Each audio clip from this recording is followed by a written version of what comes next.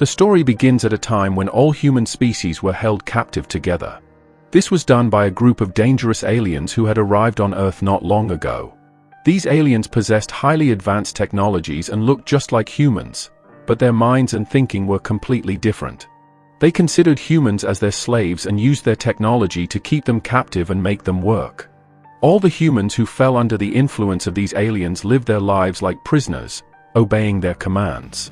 On the other hand, the few humans who managed to escape lived in a small settlement inside bunkers. Fortunately, the aliens had no knowledge of this settlement yet, which is why the people there were able to live safely. In reality, these aliens wanted to extract all of Earth's resources and transport them to their own planet. Over the years, they had already transferred many resources from Earth to their planet. The only thing left was a large amount of gold buried underground. The task of extracting this gold was assigned to the humans, and with their help, the aliens managed to mine vast quantities of gold to take back to their planet. These resources would significantly advance the development of their alien civilization. The aliens didn't care that depleting Earth's resources would lead to the extinction of human civilization. Their only concern was the growth and prosperity of their own planet. This was the reason why they viewed humans as an inferior species. Now, we are shown a small settlement inside one of the bunkers where a few surviving humans lived. Here, we see a woman waiting for her husband, Johnny. Johnny had gone out to get medicine for his ailing father, whose health had deteriorated significantly. Although several days had passed, Johnny still hadn't returned. Despite this, his wife continued to wait for him, holding on to hope that Johnny would come back. The people of the settlement tried to convince her that Johnny might have been killed because venturing alone deep into the forests outside the clan's territory was extremely dangerous. If the alien army spotted anyone there, they would be killed on sight. Despite everyone's warnings, Johnny's wife continued to wait for her husband every single day. Then, one day, something unexpected happened. Johnny returned, safe and sound, with the medicine. No one had anticipated this. However, Johnny's relief quickly turned to shock when he discovered that his father had already passed away. Johnny was devastated. He couldn't comprehend what to do next because all his efforts had been solely to save his father. But now, with no other option, he had to continue living with the members of his clan. Everyone returned to their bunker, but Johnny's mind was restless. A thought kept growing inside him. How long could they survive in this place? As days passed, their resources were depleting rapidly. Eventually, a time would come when people in the settlement would start dying one after another due to starvation. Determined, Johnny went straight to the head of the clan. He tried to convince him, saying, "We need to leave this place and move somewhere else. Only then can we access the resources available in the forest. If we don't act now, each clan member will die of hunger." But the clan leader refused, arguing that venturing outside was far too dangerous. If those aliens even get a hint that we've been hiding here, they might attack us and capture everyone. The freedom we've managed to preserve would be completely destroyed. No matter how much Johnny insisted, the clan leader was not ready to take the risk. But Johnny had already made up his mind. No matter what, he was determined to find a solution, a way to secure a safe place for his clan where they would never face resource shortages again. Without wasting any more time, Johnny mounted his horse and rode straight towards the forest. His wife tried to stop him, but he didn't listen to anyone. Johnny ventured deep into the forest alone. After riding for several exhausting hours, he grew tired. Suddenly, he was ambushed. The attack knocked him and his horse to the ground. Looking around, Johnny realized that the attackers were two hunters who had come specifically to capture him. The two hunters were shocked to see Johnny in such a condition. They asked, "How are you still alive? After the aliens arrived, all humans became their slaves. How have you survived like this?" The hunters spoke to Johnny about their leader, claiming he was equal to a god. However, Johnny no longer believed in any gods. After everything that had happened to him and his clan, he had lost all faith. No divine force had ever helped them. Without hesitation, Johnny killed an animal and told the hunters, "I can offer you this, but in return, you must take me to meet the god you're talking about." The hunters agreed and led Johnny deep into the heart of the forest. Johnny was filled with anticipation. eager to finally see this so-called god they kept mentioning. As they traveled, the hunters brought Johnny to enormous statues. These statues represented the gods that humans used to worship, relics from a time before the aliens arrived. Back when the aliens invaded and started killing humans, people began to lose faith, believing there was no such thing as gods. If gods truly existed, they thought, why didn't they save us? Why do they remain as mere statues, watching us suffer? Johnny realized the same thing. These were nothing more than lifeless idols. In his mind, gods didn't exist at all. As night fell, the three of them sat around, cooking and eating the animal Johnny had hunted. They shared stories about their lives, their struggles, and the harsh world they now lived in. But suddenly, out of nowhere, they were ambushed, attacked by the same dangerous, advanced aliens. The aliens used their powerful weapons and swiftly overpowered them. Both hunters, along with Johnny, were captured.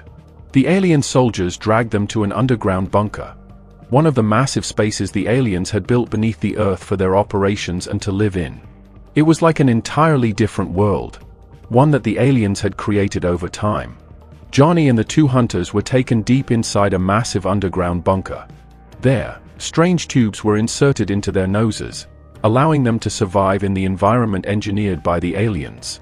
Similarly, when the aliens first arrived on Earth, they had to wear unusual devices in their noses to survive in the human environment. Now, Johnny and the hunters had these tubes attached as they were escorted further into the facility. They were brought to an area where many other humans were imprisoned under harsh conditions. There, they saw numerous aliens, taller, stronger, and far more intelligent than any human. The sheer size and power of these aliens were overwhelming. One of the hunters became terrified. In a desperate attempt to save himself, he tried to escape. But where could he possibly run? The alien soldiers quickly caught him and brought him back as a captive. Witnessing this, Johnny was filled with fear. He, too, attempted to flee, but unfortunately, he was captured as well. Overcome with rage, Johnny managed to grab a gun from one of the alien guards and, without hesitation, shot the alien dead on the spot. The incident was immediately reported to an alien commander named Delaware.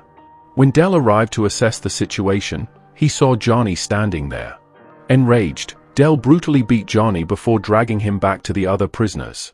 However, when Del discovered that Johnny had managed to kill one of his soldiers using their own advanced weapon, he was stunned. How could a mere human do such a thing?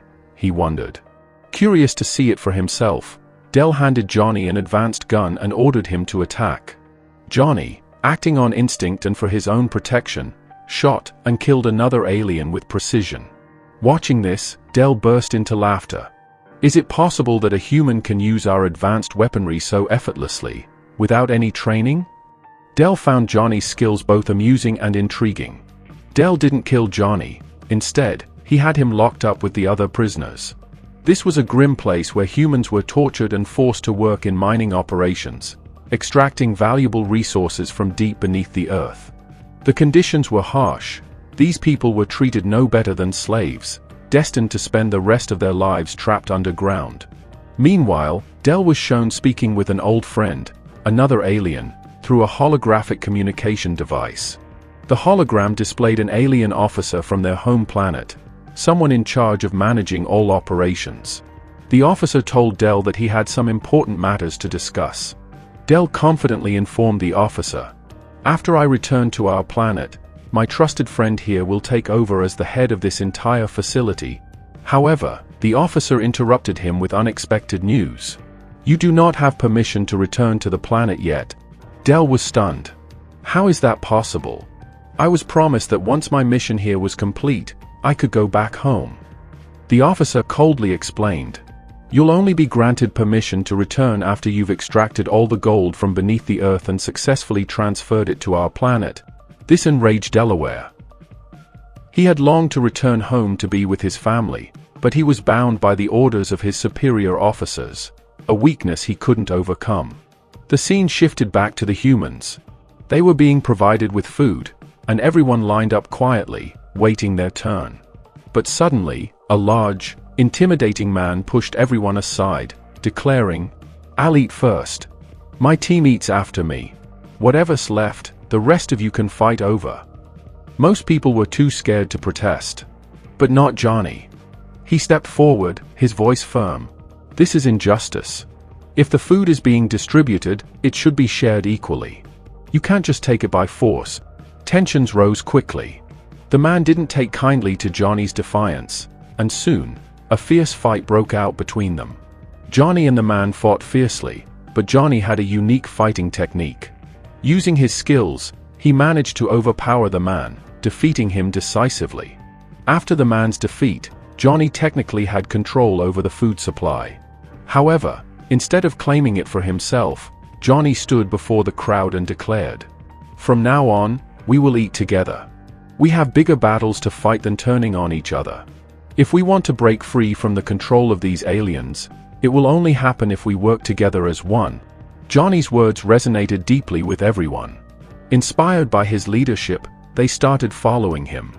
Even the man he had defeated accepted Johnny's authority, acknowledging his strength and fairness. Meanwhile, Del's alien companion, named SL, was shown secretly handling some important documents. These documents contained confidential information that SL was hiding from Delaware. But Del unexpectedly walked in and caught SL red-handed. Suspicious, Del confronted him. "What exactly are you hiding in those documents?" SL hesitated but eventually confessed. "These contain the locations of areas rich with gold buried deep underground. But there's a problem. The terrain is filled with dense rocks, making it impossible for our machines to operate. The only way to extract the gold is through manual labor, which we won't do ourselves. We'll have to force the humans to dig." Del liked the plan but was furious that SL had kept this information from him. It was clear SL intended to claim the gold for himself. Despite the tension, Del and SL decided to report this discovery to their superior officer. In a meeting with the officer, they presented the idea. "If we find a significant gold deposit, can we fully utilize the humans to carry out the manual excavation?" However, the officer grew visibly angry. "We're already running low on human labor for resource extraction. Until we have confirmed the exact location, I won't authorize sending excavation teams. Wasting time on uncertain sites will only slow down our operations."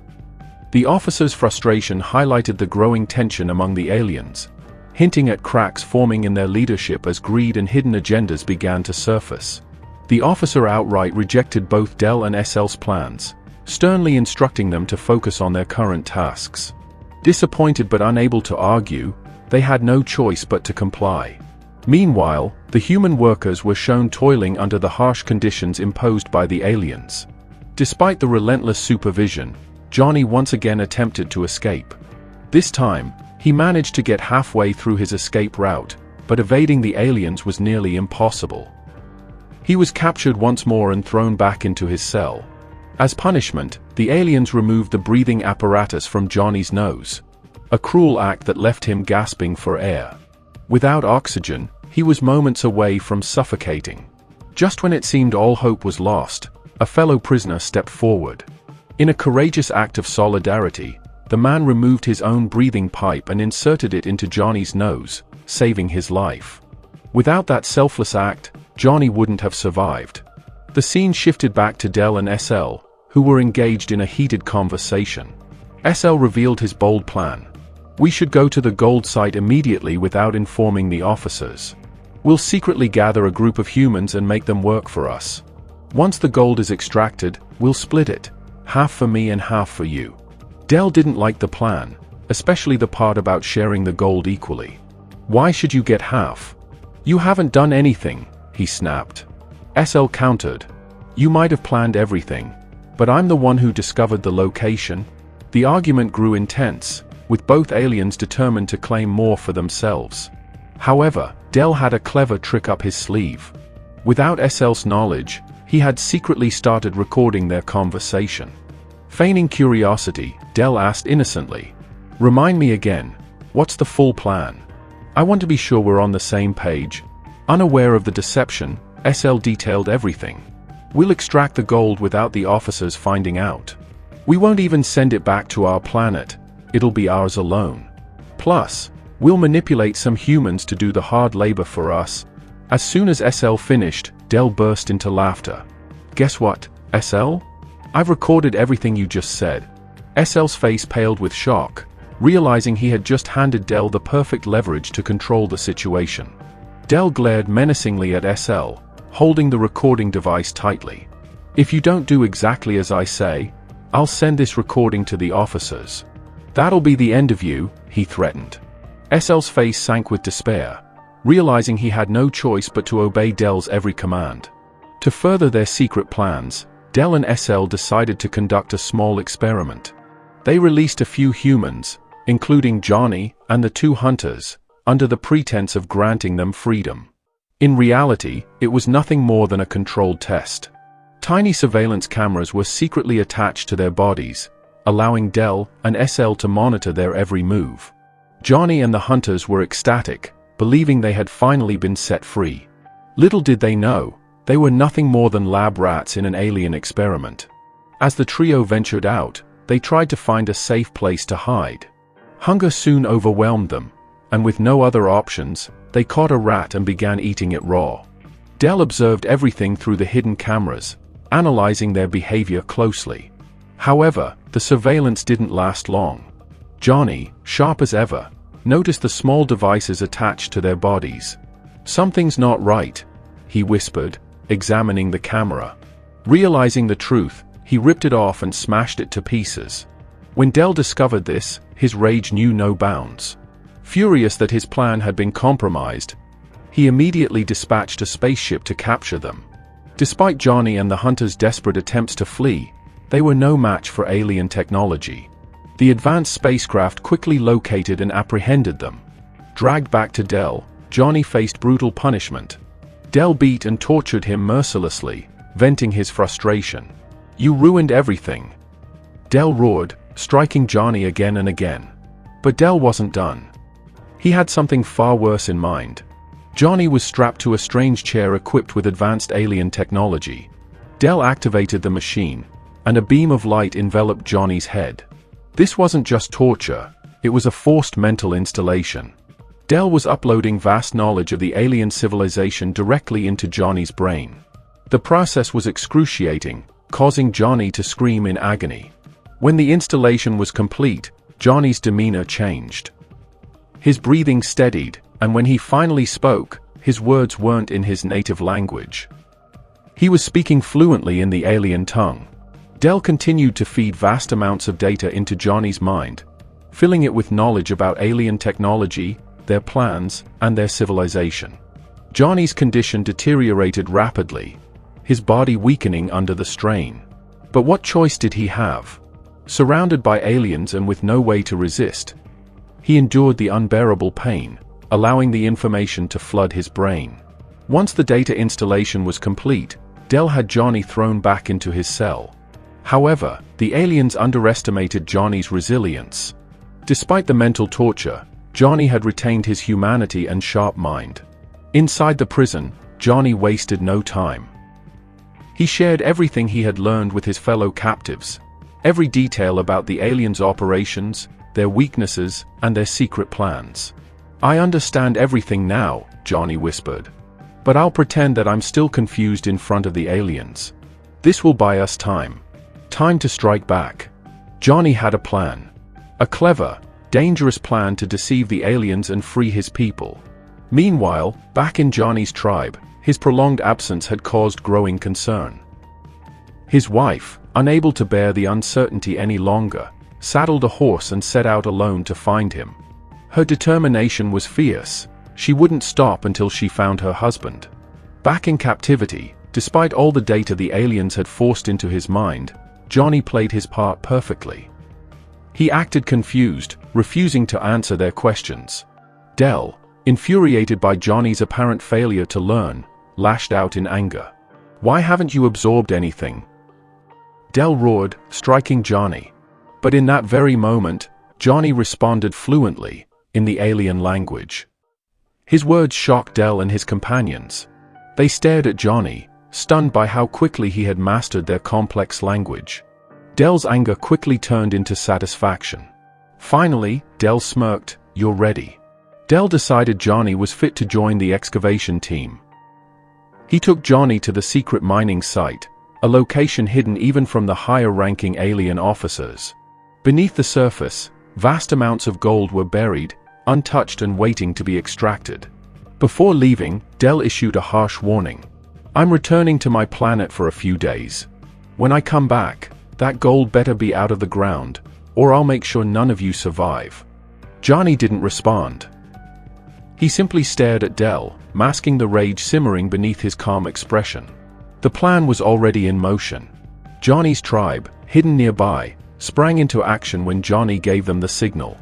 They ambushed Del, attacking him with everything they had. But Johnny quickly intervened, stopping them from killing Del. "If we kill Del now," Johnny reasoned, "the aliens will wipe out all our comrades in the base. Del's survival is crucial for us to escape." Just when things seemed to be under control, an unexpected twist occurred. Del's ally, Isel, appeared, holding Johnny's wife captive. A collar with a button around her neck was the perfect leverage. If pressed, it would cause a deadly explosion. Johnny was now trapped in a moral dilemma, completely blackmailed by the aliens. With Isel and Del on the same side, they took Johnny's wife away, leaving him with no choice but to comply with their demands. Johnny was now their puppet, forced to obey every order, or risk losing his wife. After being captured again, Johnny was thrown back into prison. Meanwhile, Del and Isel spoke in private. Suddenly, their alien officer appeared, revealing that he knew about their plan to hoard the gold for themselves. However, to Johnny's surprise, the officer was not an enemy, but an ally. He was in on the scheme, agreeing that Del and Isel should take whatever they wanted, as long as he got his cut. Now, Del had free rein to do as he pleased. He trained Johnny in controlling the spaceship, knowing that it would play a critical role in the next phase of their mission. Johnny learned quickly, becoming proficient at navigating the spacecraft. Del was pleased with Johnny's progress, and with a smirk, he gave Johnny his next task. "I'm leaving now, but when I return, you and your team will need to excavate and extract the gold from the targeted location." Johnny, still trapped by the aliens' hold, had no choice but to comply. Yet, deep down, he had a plan. With the knowledge he had gained from the data fed into his brain, he knew the only way to truly defeat the aliens was by uniting his people and striking back together. Back in the prison, Johnny rallied his fellow captives. He gave them hope, explaining that if they worked together, they could defeat the aliens and free themselves. One by one, they joined him, ready to fight for their freedom. The next day, Johnny led the group to the targeted location where they would begin the excavation. The stakes were high, but Johnny's resolve was stronger than ever. He knew that this was the moment where everything would change. It was time to make their move. Johnny told everyone that they didn't need to extract gold after all. He revealed that he knew another location where they could find a large amount of gold without the need for digging. His plan was to give Del that gold when he returned, but in the meantime, they needed to focus on acquiring weapons. With the right weapons, they could defeat the aliens and their entire civilization. Thanks to the data implanted in his mind, Johnny had learned the location of the aliens' weapon storage room, which was buried deep underground. The team would need to work together to access it. Johnny instructed some of the workers to pretend to be working while he and his group made their way to the weapon stash. When they arrived, they found advanced alien weapons, guns that were incredibly powerful. Everyone grabbed what they could, but Johnny's attention was caught by a nuclear bomb. It was far more dangerous than any weapon they'd encountered before. The bomb had enough power to destroy an entire planet. Johnny tried to activate the bomb but struggled. Just then, one of his teammates used a projector, revealing the detailed instructions for activating the bomb. Now they had the knowledge to control it. Johnny realized that this weapon could be used to destroy the aliens' planet, but his teammate spoke up, saying he would take the bomb to the aliens' planet himself. Johnny was the leader of their group, and his life was too important to risk. Johnny was deeply moved by his teammates' words. He was proud of how much his people had come together for this cause. Just as they were finalizing their plans, Del finally returned. Johnny gave him a stone-shaped gold that they had taken from a place. However, Del was starting to doubt them, thinking how they could extract such good gold so quickly. But since he was getting the gold, He was so happy that he didn't pay attention to these doubts. Meanwhile, Johnny went straight to Del's friend, Esau, and told him that Del would definitely betray him. He was using him only for his own benefit. At first, Esau was against him, but then Johnny offered him a deal. If he gave Esau back the recording Del had, then Esau would have to free all the humans and Johnny's companions. Esau liked this idea, so he freed all the humans. Johnny also took the bomb collar off his wife and sent her to a safe place. However, within a short time, Del found out that his own friend had betrayed him. So, he ordered his men to recapture all the humans. But by this time, the humans on their base had started wreaking havoc. Due to the attacks from so many people, there were huge explosions. Moreover, Johnny and his companions had access to advanced alien weapons, which they used to plan blasting different places inside the base. Johnny's companion also set off a big bomb to explode. Soon, several huge explosions took place, leading to the death of many aliens. Del became furious and grabbed Johnny by the throat. He also informed his planet that humans had attacked their base and were now trying to destroy their planet. Despite Johnny trying to break free, Del kept him restrained. Even after all these massive explosions, the base the aliens had built remained intact. The mirrors didn't break at all because they were made from very strong material. Although many humans attacked from above with fighting jets, the mirrors only cracked but didn't break. Then, Johnny's friend sacrificed himself and detonated a big bomb. The explosion was so massive that the entire environment created by the aliens was destroyed. Following Johnny's instructions, the nuclear bomb was activated, and its targeted location was the aliens' planet. Within no time, the nuclear bomb was fired, and it directly hit the aliens' planet, completely destroying it. Despite the aliens' immense power, they couldn't save their people, and now, due to the overwhelming number of humans, no one could stand against them. With the entire alien system and environment destroyed, they couldn't even breathe properly.